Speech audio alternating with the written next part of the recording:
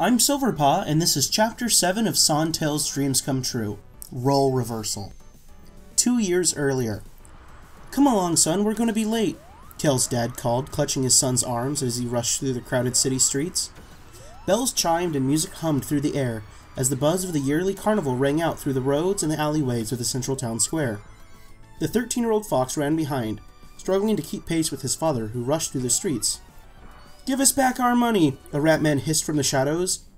The rat leaped down to all fours and began bounding towards the two, hot on their heels. "Dad, I can't keep up anymore!" Tails whined. His father stopped and reached down, hoisting the young kit up over his shoulders in a fireman's carry, and broke into a sprint. However, because of the immense extra weight that he now had to carry, his pace had slowed to no faster than a light jog. The rat man pounced and Tails' father toppled to the ground. Tails was flung off his shoulders and rolled across the cobblestone street, crashing into a nearby silver trash can. He watched in horror, tears beginning to pool in the back of his eyes as the rat man reached into his father's jacket, wrenched out his wallet, and then pulled out a knife, stabbing Tails' father in the middle of his chest, blood oozing out quickly. "Dad!" Tails yelled. "Run home, son," his father whispered, barely clinging to life. He coughed up blood in between his short, shallow breaths. "I'll always love you." Tails' fear shrouded his entire being. He jumped up and ran as fast as he could, not stopping until he flew into his house at the other end of town, crashing into his mother's comforting hug. The gloomy air fell back down, enveloping the town again in its veil of snow. Overnight, the blizzards had picked up again, and now the town was engulfed in over a foot of snow. "At least it's Saturday," Sonic yawned to himself, stretching out his long, lanky blue arms. He reached over and pulled the covers closer to his body, curling up in a ball to conserve the small amount of heat that he had. "Sonic, are you up?" his mother called from downstairs. Sonic couldn't be bothered to answer. He simply shut his eyes, trying to spur on sleep. He heard a faint knocking at the door. "Go away, Mom," he shouted, pulling the pillow and covering his head, plunging all of his senses into darkness. He heard the door creak open and then close behind his mother. Sonic didn't want to look up. He knew his mother wanted to set up the Christmas decorations today, and he was in no mood right now. Suddenly he froze as his blankets were lifted up and a small warm body slipped under the covers. Sonic turned over and stared, wide-eyed, as Tails had crept into bed and snuggled up to Sonic without him knowing. Sonic shot up, diving out of bed. "Tails, what are you doing?" he asked, mouth agape. "Sorry," Tails began, hurt consuming his voice. "We snuggle on the bed all the time. I didn't know that you weren't ready to go under the covers," he trailed off, staring at his lap. Sonic sighed loudly, making sure Tails could hear. "Oh, it's not because of that," he admitted. "What if Mom or Dad came in and saw us in bed together? You know the consequences." Tails simply smirked as a response. Sonic asked what was wrong, but after Tails said the magic words that echoed through Sonic's eardrums, he jumped right back under the covers and gripped the young fox tightly. "Your parents went out to breakfast. They won't be back for another 2 hours." The morning grew long as the sun fought against the dark clouds, both battling for the dominance in the sky. The citizens of the town buzzed around as bustling cars and buses drove past the hedgehog's house.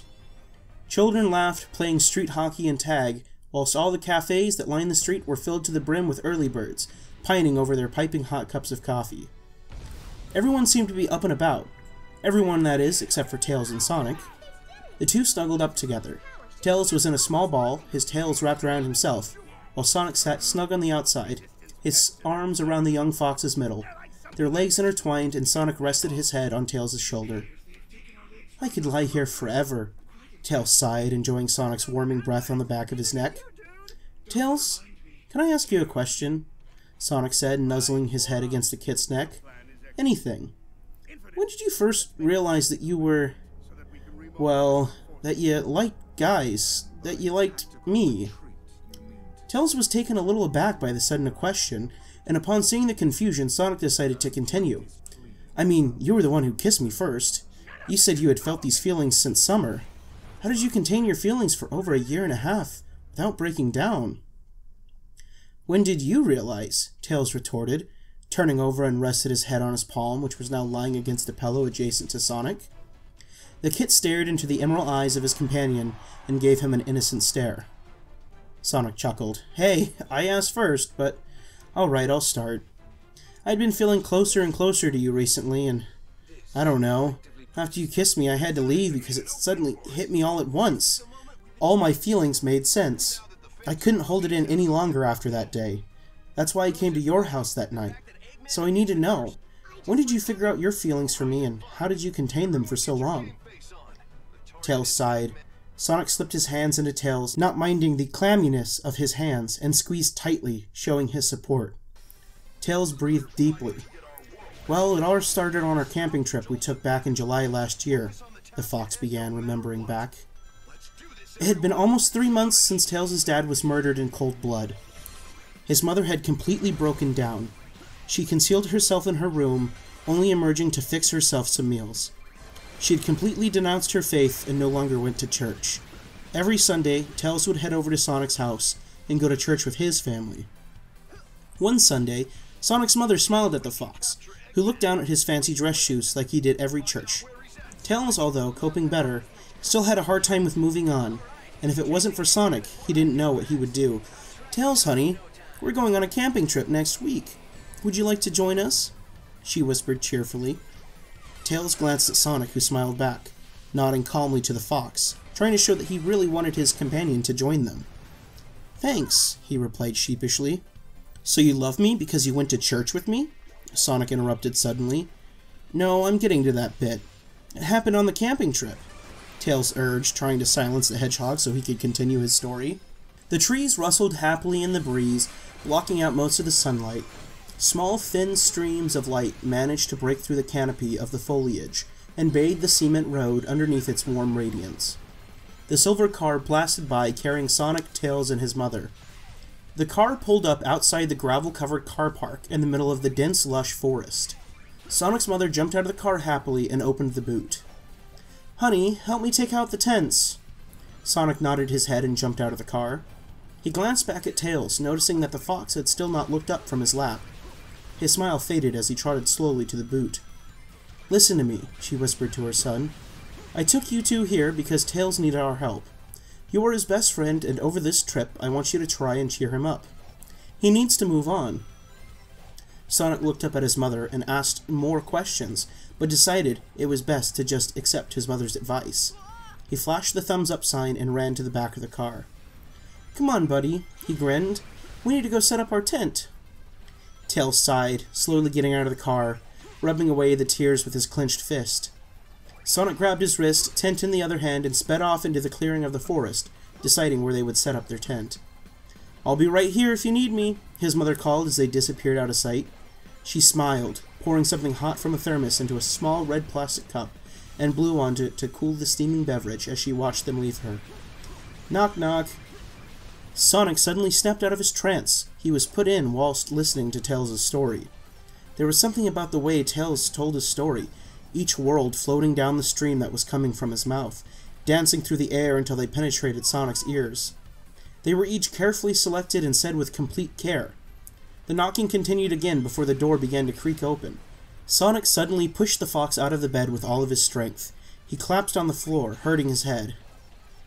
"Sonic, we're home. Oh, and Tails, your mother wants you to... Oh my chaos, are you okay?" His mother cried out. She dashed over, completely unaware of the small fox-shaped creases that were spread out on the bed. She rushed into the bathroom, bringing out a towel and holding it to the open wound on the fox's head. "What happened?" Tails looked at Sonic, shooting him daggers, his eyes full of hatred but also pain. He understood why Sonic did what he had to do, but a little warning would have been nice. "I just fell. It's really nothing." The kitsune smiled, thanking Sonic's mother for the towel, and left the house. "I'll drive you home," she suggested, following Tails out of the house. "Sonic, Dad wants to see you." She grimaced as she said this, but left the room anyway. Her words were filled with something Tails hadn't noticed before. Something like fear. The day moved along at a slow pace. Tails hung out in his room, finished his weekend homework early because he had nothing else to do. He wanted to spend his time with Sonic more than anything, but he knew he couldn't go back for the rest of the day. "At least I have church with him tomorrow," he thought, smiling to himself. The phone buzzed in his pocket. Tails answered it eagerly, excitement filling inside of him, but when he heard the greeting on the other end, his heart faltered a bit. "Oh, hi, Blaze. How's it going?" "No, I'm not doing anything right now. You want to catch up later today with me? Yeah, sure, I'd love to. The phone began to beep again. Hold on, Blaze, I'm getting another call. He put his feline friend on hold and answered the call. The voice on the other end of the line tried to greet Tails, but couldn't muster up enough breath to finish his last sentence through his sobs and gasps.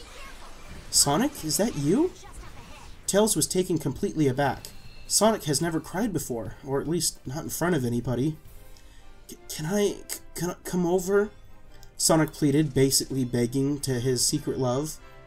Of course, I'm always here for you. Sonic murmured his thanks and hung up. Tails began to grow incredibly worried. Oh, Sonic, what happened? He said aloud. Please, okay, He began to sob quietly towards himself. Sonic was never sad, ever. Something was really wrong. However, before he could finish his thoughts aloud, he heard more speaking through the phone. Tails? Are you still there? What happened to Sonic? Blaze continued, being put back on the phone after Sonic had hung up and heard Tails sigh out loud. This startled the young fox.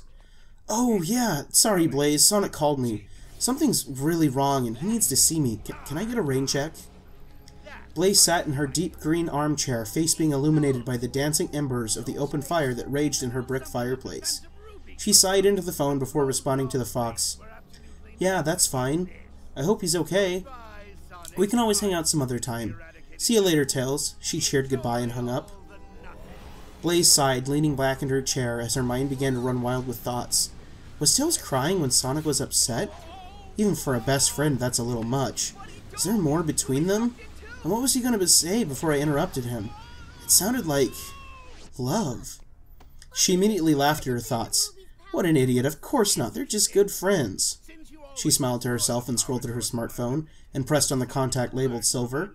If she couldn't hang out with Tails, then maybe she could have a romantic movie night with her boyfriend. The doorbell rang a few minutes later and Tails opened it, revealing a sniveling hedgehog, eyes red and puffy from the many tears that had been shed. Is your mom home? He queried, but Tails shook his head. Sonic ran into the house, slamming the door behind him, and buried his face into the soft white fur of Tails' stomach. Tails didn't know what to do. Normally things happen the other way around. He simply put his hand on Sonic's head and ran it slowly through his quills, whispering niceties to the blue hedgehog to try and calm him down. Come upstairs, he started, thinking of how to help Sonic. It's cold down here. Sonic followed him upstairs, not letting go of the fox's hand. He slid into the bed next to the fox, hugging him tightly when they finally got comfortable under the sheets. It was then that he let the tears he had been holding back flow freely again. Tails noticed suddenly the purple bruise that sat on the side of Sonic's cheek, surprised he didn't notice it before. Tails touched it softly, rubbing his finger over it when Sonic yelped out in pain and swatted his hand away. Tails' eyes widened in shock. What happened? He asked. Dad was home. He was already drunk. He just received my report card and then he... Sonic burst into tears again. He didn't need to say any more. Tails knew the heinous act that Vector had committed. Nobody, not even the devil himself, should lay a finger on Sonic, he cursed to himself.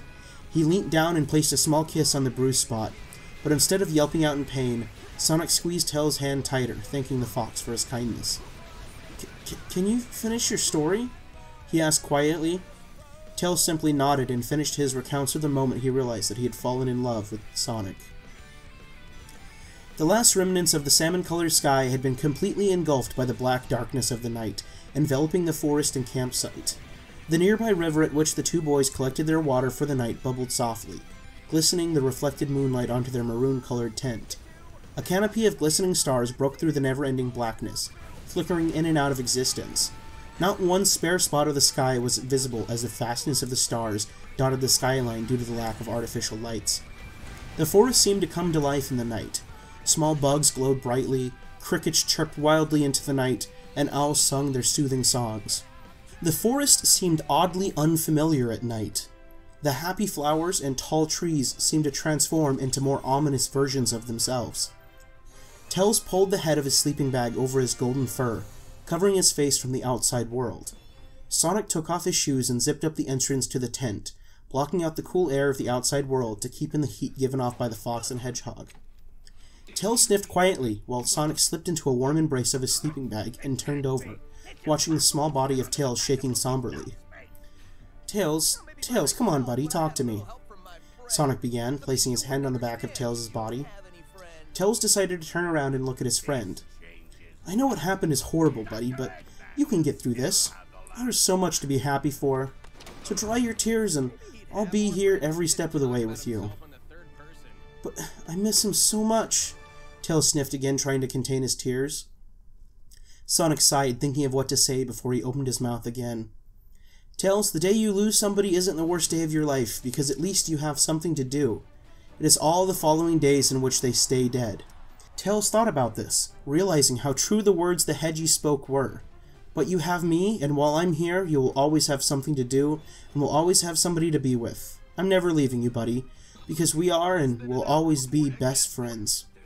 He smiled, showing his pearly white teeth. Something changed in the Fox that night. Something he never wanted to happen, but felt oddly right. Suddenly, Sonic's eyes seemed to change. They were no longer just emerald-tinted eyes. They were more. The color only yesterday, just seemingly like a normal green, had somehow changed the show's sympathetic pools, expelling care and deep-seated emotions. The blue fur covering his body seemed to dance through his mind. They say that love is in the eyes of the beholder, and suddenly this was true for Tails. He could feel his cheeks begin to flood with crimson, and the sadness that enveloped the Fox's entire being for almost 2 months seemed to completely be replaced by this new feeling of love. Suddenly, Tails realized what was happening. He quickly turned over, shielding his features from the outside world. He couldn't let Sonic know about his feelings. Not now. Not ever. Nobody could know. If anybody found out, he'd become an outcast and never have a normal life. It simply wasn't allowed. Thanks, Tails whispered, not glancing back. Sonic shuffled over, wrapping his arms around the kit's body, still cocooned in the warm fabric. Tails, however, didn't stop his friend. He simply lay there, letting his friend comfort him with his warming hug, and let the love wash over him, filling him on the inside completely, like water consuming the inside of a glass. Tails knew this wasn't healthy, but never thought that the love he felt could eventually consume and overwhelm him. But it was one of the best moments of his life.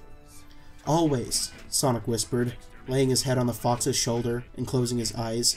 This was first of the many times the two would sleep together. That was a good night, Sonic sighed, having calmed down now after listening to his love's words. I wish you had told me earlier. Me too, Tails confessed, snuggling closer to Sonic's body. Me too. Alright, that's the end of Chapter 7. Be sure to leave a like on the video, leave a comment if you're so inclined, subscribe if you haven't already, and if you have, hit that little bell icon so you can be notified of every single video I upload. Have a great one!